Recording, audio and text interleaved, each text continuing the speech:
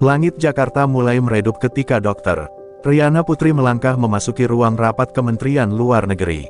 Di luar, sorotan kamera para wartawan tak henti-hentinya menyorot gedung megah itu, berharap menangkap sepatah kata dari diplomat yang selama ini dikenal sebagai jembatan perdamaian dunia.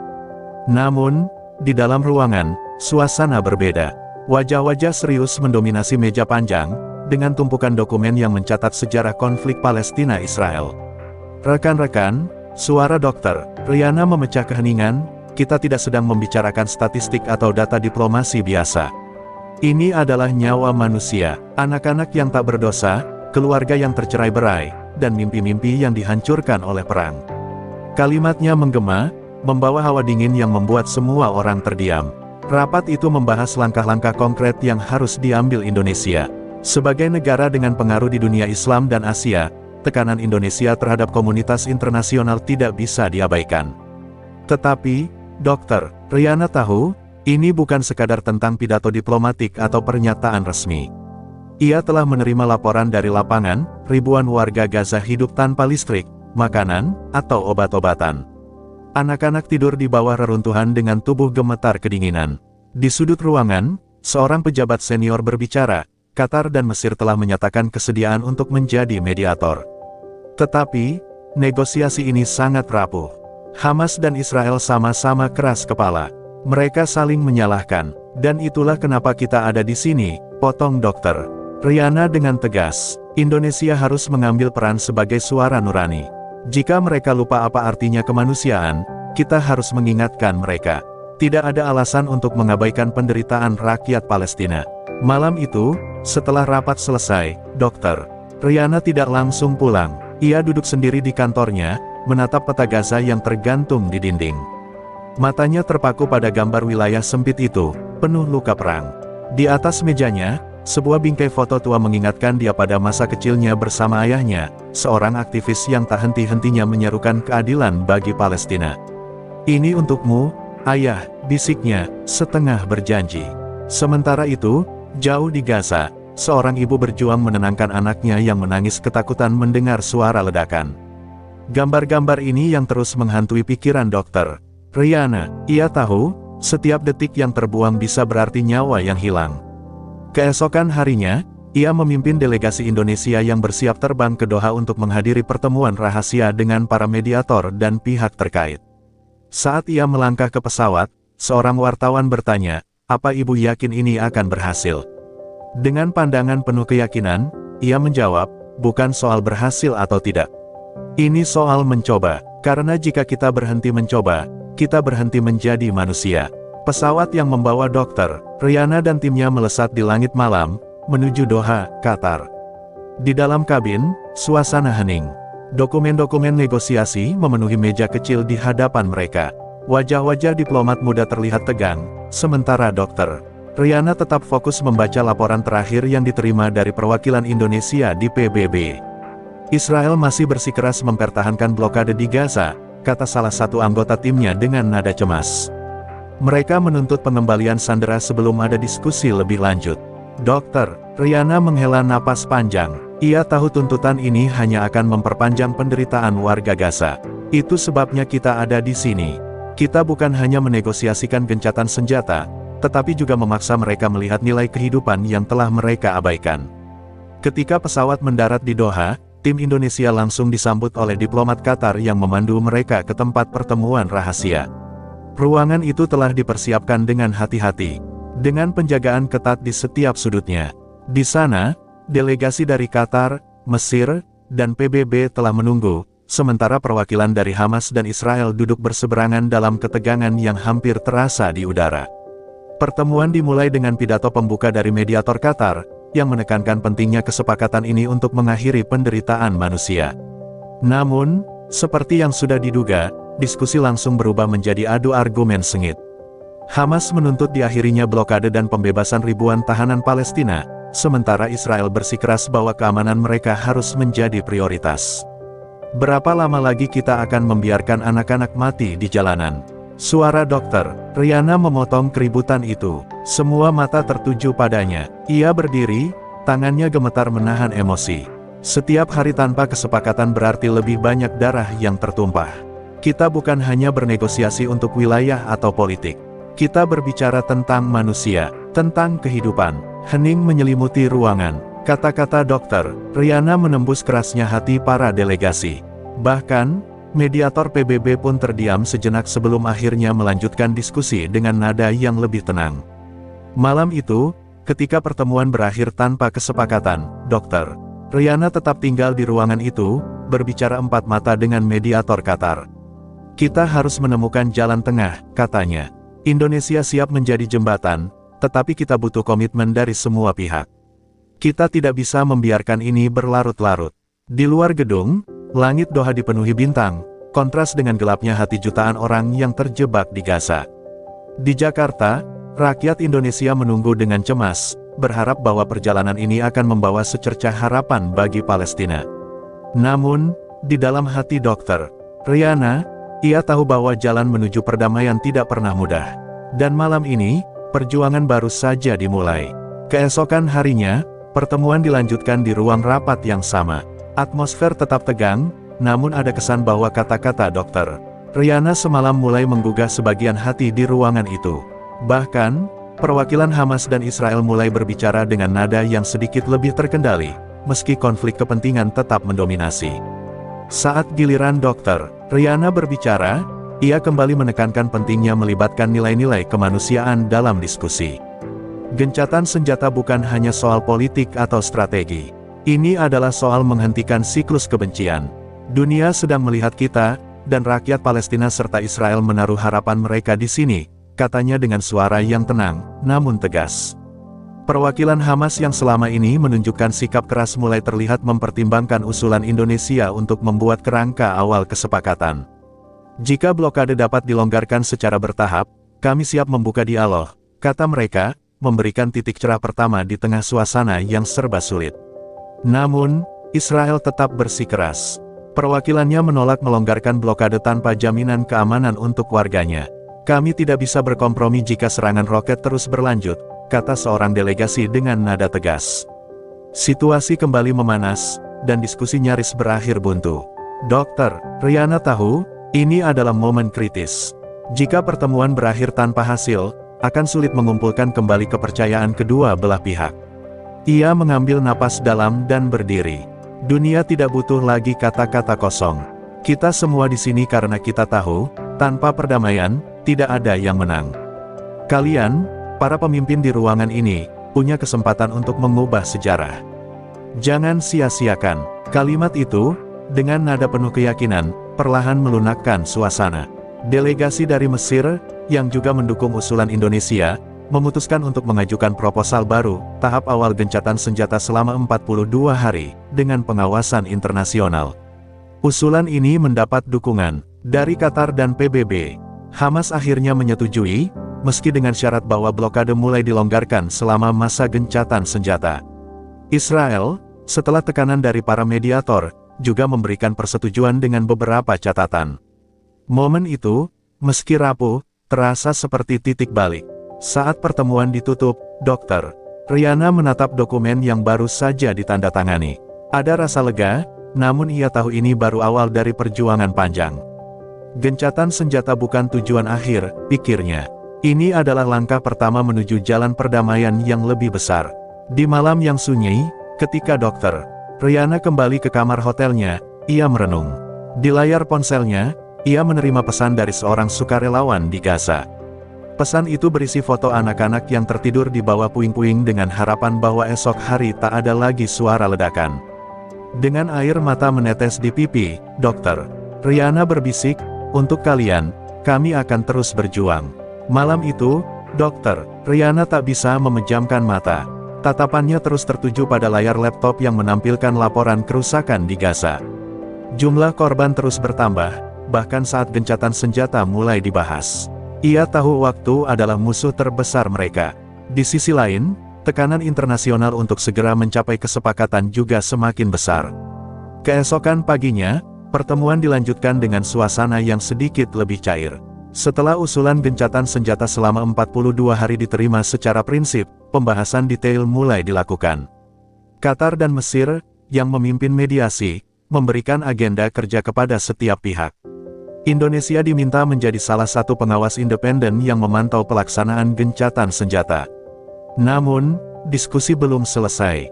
Perdebatan tajam muncul ketika membahas pertukaran tahanan. Hamas meminta pembebasan 5.000 tahanan Palestina, sementara Israel hanya setuju untuk melepaskan 33 orang sebagai bagian dari tahap awal. Angka ini tidak cukup untuk mencerminkan keadilan, ujar delegasi Hamas dengan suara meninggi. Dr. Riana kembali mengambil peran sebagai penengah. Jika kita ingin proses ini berhasil, kita harus fokus pada langkah kecil tapi berarti.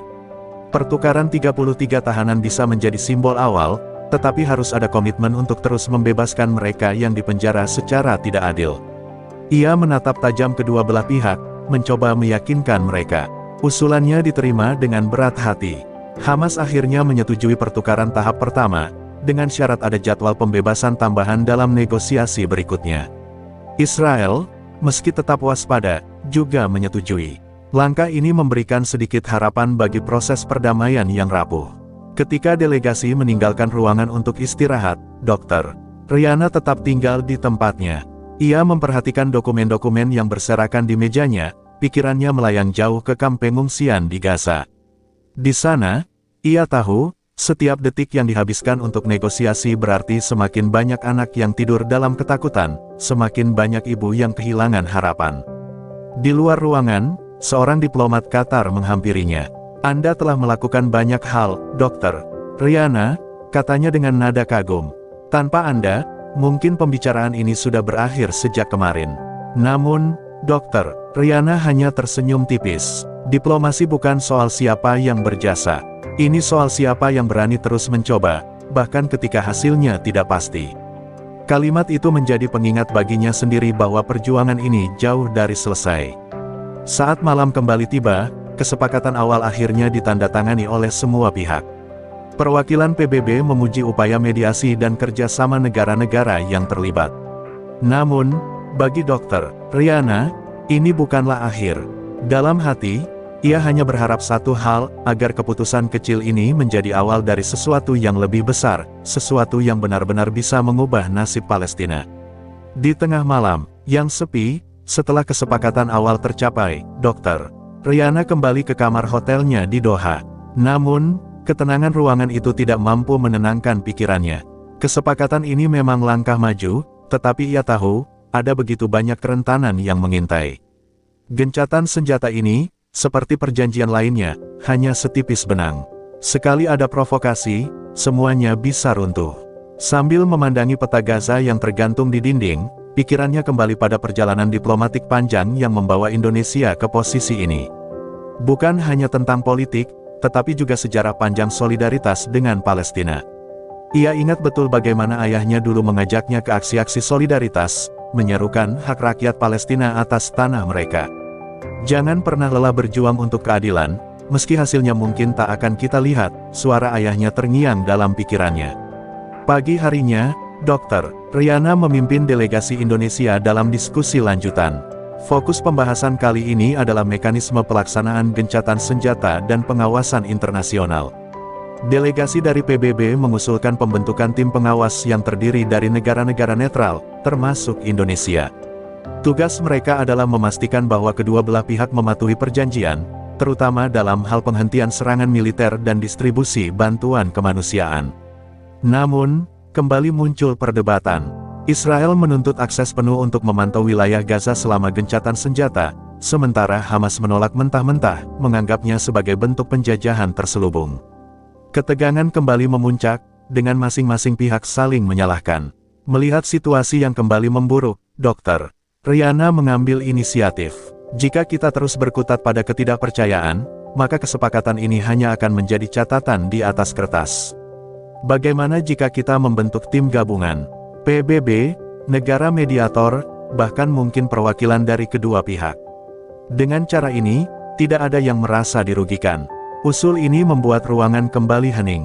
Para delegasi saling pandang, mencerna ide tersebut. Perwakilan Qatar, yang sejak awal menjadi tuan rumah mediasi, mendukung penuh gagasan itu. Ini solusi yang masuk akal. Jika kedua belah pihak setuju, kita bisa melangkah ke tahap implementasi, kata diplomat Qatar dengan nada optimis. Setelah diskusi panjang, Akhirnya Hamas dan Israel menyetujui usulan tersebut, meski dengan rasa ragu. Sebuah tim gabungan akan dibentuk, dengan tugas memantau gencatan senjata selama 42 hari ke depan. Tim itu juga akan bertanggung jawab memastikan distribusi bantuan kemanusiaan berjalan tanpa hambatan. Malam itu, ketika Dr. Rihanna kembali ke hotel, ia merasa lega untuk pertama kalinya. Meski proses ini jauh dari sempurna, ia tahu bahwa ini adalah langkah penting. Namun, ada perasaan lain yang terus menggelayuti pikirannya, apakah ini cukup untuk memberi rakyat Palestina harapan baru? Ia membuka ponselnya dan membaca pesan dari seorang relawan Indonesia yang bekerja di kamp pengungsian Gaza. Bu Rihanna, terima kasih atas semua yang Anda lakukan. Di sini, kami hanya ingin sedikit kedamaian. Semoga doa kami sampai ke hati mereka yang memutuskan. Dengan mata berkaca-kaca, Dr. Rihanna hanya bisa berbisik dalam hatinya, ini belum selesai. Kita harus terus berjuang. Langkah pertama menuju perdamaian telah diambil. Namun, di balik keberhasilan kecil ini, tantangan besar masih menanti. Dan Dr. Rihanna tahu, keberanian untuk terus mencoba adalah satu-satunya yang bisa ia andalkan. Hari terakhir di Doha terasa lebih menegangkan dibandingkan sebelumnya. Setelah keputusan tentang pembentukan tim gabungan untuk mengawasi gencatan senjata diambil, berbagai tantangan teknis mulai muncul. Tim delegasi harus menyusun daftar anggota pengawas, menentukan wilayah kerja, dan memastikan bahwa semua pihak setuju. Dengan mekanisme pelaksanaannya, di ruang rapat utama, Dr. Rihanna duduk bersama delegasi dari PBB, Qatar, dan Mesir untuk menuntaskan rincian teknis. Kami membutuhkan setidaknya 10 negara netral untuk berpartisipasi dalam tim pengawas ini, ujar seorang perwakilan PBB. Dan masing-masing negara harus memiliki pengalaman dalam misi kemanusiaan di wilayah konflik. Dr. Rihanna mengajukan nama Indonesia sebagai salah satu pemimpin tim, bersama negara-negara yang selama ini aktif membantu Palestina, seperti Turki, Malaysia, dan Aljazair. Usulan ini diterima tanpa banyak penolakan, mengingat rekam jejak Indonesia dalam berbagai misi kemanusiaan. Namun, persoalan baru muncul ketika Israel mengusulkan agar pengawas juga mencakup negara-negara barat yang menjadi sekutunya, seperti Amerika Serikat dan Inggris. Delegasi Hamas menentang keras usulan ini. Kami tidak akan pernah menerima keterlibatan negara-negara yang mendukung penjajahan kami, ujar mereka dengan nada penuh amarah. Ketegangan memuncak, membuat suasana rapat kembali mendidih. Melihat situasi yang hampir berujung pada kebuntuan, Dr. Rihanna mengambil waktu sejenak untuk berbicara dengan kedua belah pihak secara terpisah. Ia mendekati delegasi Hamas terlebih dahulu, mencoba menenangkan mereka. Jika kita terus menolak tanpa menawarkan alternatif, mereka akan menggunakan ini sebagai alasan untuk membatalkan kesepakatan, katanya dengan nada lembut namun tegas. Kita harus menemukan cara untuk mengakomodasi tanpa mengorbankan prinsip. Kemudian, ia berbicara dengan delegasi Israel, menekankan pentingnya membangun kepercayaan dalam proses ini. Memaksakan kehendak hanya akan memperburuk situasi. Jika kalian benar-benar ingin gencatan senjata ini berhasil, tunjukkan itikat baik dengan menerima negara-negara netral. Setelah diskusi panjang, akhirnya dicapai kompromi, tim pengawas akan mencakup negara-negara netral dari Asia, Afrika, dan Timur Tengah, dengan pengawasan tambahan dari PBB. Usulan ini memberikan jalan tengah yang dapat diterima oleh kedua belah pihak, meski masih ada ketegangan yang tersisa. Malam itu, ketika semua dokumen final disiapkan untuk ditandatangani, Dr. Rihanna merasa beban yang selama ini menghimpit pundaknya sedikit berkurang. Ia tahu perjalanan ini belum selesai, tetapi keberhasilan membentuk tim pengawas adalah pencapaian besar. Di luar gedung, langit Doha terlihat cerah, seolah memberikan secercah harapan bagi masa depan Gaza.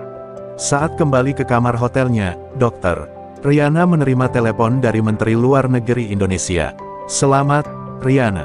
Dunia melihat apa yang telah kamu lakukan. Indonesia bangga, kata suara di ujung telepon. Namun, Dr. Rihanna hanya menjawab singkat, terima kasih, Pak. Tapi ini baru langkah pertama. Masih banyak yang harus kita lakukan. Ia menutup telepon, lalu menatap keluar jendela, merenung tentang perjalanan yang telah dilalui. Di dalam hatinya, ia tahu bahwa perjuangan untuk mewujudkan perdamaian sejati akan membutuhkan lebih dari sekadar diplomasi. Akan tetapi, ia juga percaya bahwa keberanian untuk terus mencoba adalah kunci untuk menghadapi tantangan apapun. Hari terakhir di Doha tiba dengan kesibukan luar biasa. Delegasi dari berbagai negara mulai menyusun jadwal keberangkatan untuk kembali ke negara masing-masing, tetapi atmosfer di ruang negosiasi masih penuh dinamika. Dr. Riana sibuk memimpin rapat koordinasi terakhir dengan tim pengawas yang baru dibentuk. Mereka memastikan segala detail teknis untuk mengimplementasikan gencatan senjata berjalan sesuai rencana. Di luar ruangan, wartawan dari berbagai belahan dunia berkerumun, menunggu pernyataan resmi mengenai hasil pertemuan. Nama Indonesia mulai disebut-sebut sebagai salah satu kunci keberhasilan proses ini. Namun, bagi Dr. Riana, penghargaan dan sorotan media bukanlah tujuannya. Fokusnya hanya pada satu hal, bagaimana memastikan janji-janji di atas kertas ini menjadi kenyataan di lapangan. Saat delegasi Hamas dan Israel bertemu untuk menandatangani dokumen akhir, ketegangan masih terasa. Kedua pihak enggan berjabat tangan, tetapi mereka setidaknya berada di ruangan yang sama. Dalam momen itu, Dr. Riana berdiri di tengah, menyaksikan tanda tangan dari kedua belah pihak. Matanya berkaca-kaca, bukan karena kemenangan, tetapi karena ia tahu, setiap huruf yang ditulis itu menyimpan harapan bagi jutaan nyawa di Gaza. Setelah acara selesai, seorang wartawan internasional menghampiri Dr. Riana, bertanya, apakah Anda yakin kesepakatan ini akan bertahan lama? Ia berpikir sejenak sebelum menjawab. Saya tidak bisa menjamin itu. Tapi saya tahu, kita harus terus mencoba. Karena menyerah bukan pilihan ketika yang dipertaruhkan adalah kehidupan. Sore itu, ketika ia bersiap untuk kembali ke Jakarta, Dr. Riana menerima pesan dari seorang dokter di Gaza.